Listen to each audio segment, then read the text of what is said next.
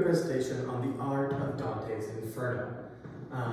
It is something that I was very excited when I saw the topic of. It was just thrilling to see something that I think I can connect to in a lot of ways, because I really enjoy looking at art, especially art like this. It has a lot of impact. It makes the stories just feel a lot stronger. And so starting out, I wanted to talk a little bit about the history of art and literature. Here we have some amazing writers throughout all of history. Homer, of course, he wrote the Odyssey and the Iliad. This is actually from the Odyssey. It's a beautiful picture. I looked it up just to kind of put it as background, and I loved it so much. I just really wanted to put it in. Virgil, he wrote the Aeneid. Tolkien, a more recent writer, wrote Lord of the Rings and The Hobbit. And I think that we can see throughout all of history, especially nowadays, this culture of art mixed with literature is something that is just so strong. It's something that we see constantly, and it just makes me really happy. I really enjoy listening to stuff. They're podcasts of people playing Dungeons and Dragons, but the fan art and the communities that form from it are things that last, like what these wonderful artists have painted and these wonderful authors have created. And I think one of the best examples, of course, is Inferno. There's a lot in Inferno that people have made art of, and the story of it in itself is just one that is so strong and has permeated throughout recent history, or more recent history, that I think has just left a huge impact. So I'm going to kind of be going over a few things, but the main ones I have here are the art, the message, the passion, and the works.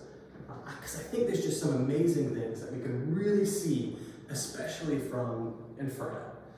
And I chose these two pictures here because I thought they were just a great representation of just the opposites of what you can find in the book Inferno. Right, we have here the circles of angels as he looks at hell and as he's exiting hell itself and is ready to move on. And then we see the pits of hell itself. And it's just so jarring, the difference that we can see there, that it's just the strength that I think really has just inspired people for so long. And it's just really enjoyable.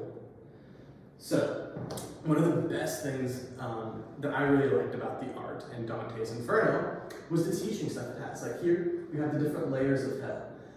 And I think the illustrations in Inferno really help show what Dante truly envisioned. Because Dante had this incredible story planned out.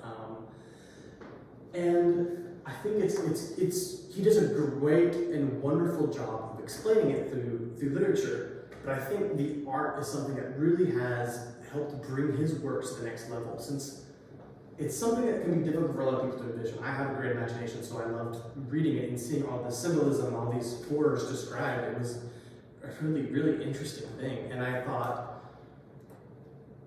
seeing this way really helped me visualize it even more, because I can visualize it my way, but having it this way really helps see what Dante really thought when he was writing it.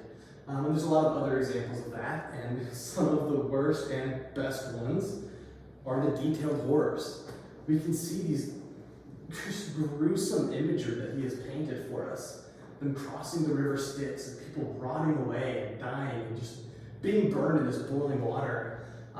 This one of Lucifer standing there looking over this lake, which is a very unique one, since it's a very unique take on it. But I think this also shows the horrors that we can see that are illustrated in such a way that helps us kind of grasp the situation that he is in, and that he is going through hell and watching people be punished for their sins.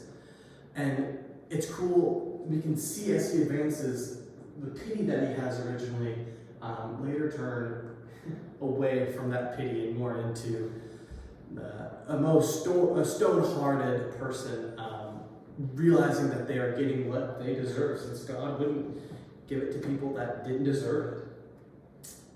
And then I really love, personally, the simple artwork that is just, it leaves such a strong impact. Sometimes things left to your imagination makes the picture stronger, at least for me, because I really loved the artwork in our copy of Dante's Inferno. The drawings are by Barry Mauser, and I think his little sketches that he did throughout it, they hold this great detail, but at the same time they're very vague. As we can see the difference between these horrors here, of like just incredible detail, right? We can see everything happening, and like the people rotting and being in pain and just being tortured. And then these simple sketches, I think, capture this level of fear that those more in-depth pictures could, at least for me, because I really enjoyed these. I loved all of them.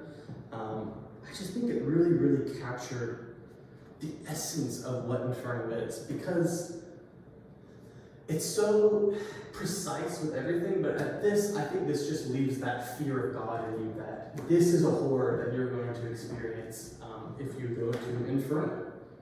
And then a lot of people think of just the illustrations and the drawings of Dante's Inferno, but Dante's Inferno has had many pieces of art created for it, including this enormous statue called the Gates of Hell. It stands over 6 meters tall. It was created by the French artist Auguste Rodin.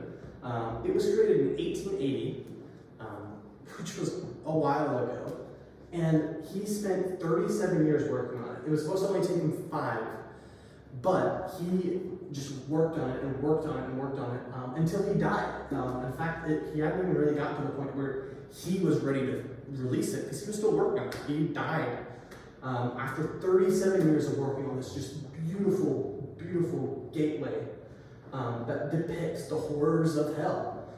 There's 180 figures throughout the entire gate, and throughout history, 6 copies have been made. I think there's been more, 6 major copies that are the same size and are throughout. It's pretty impressive.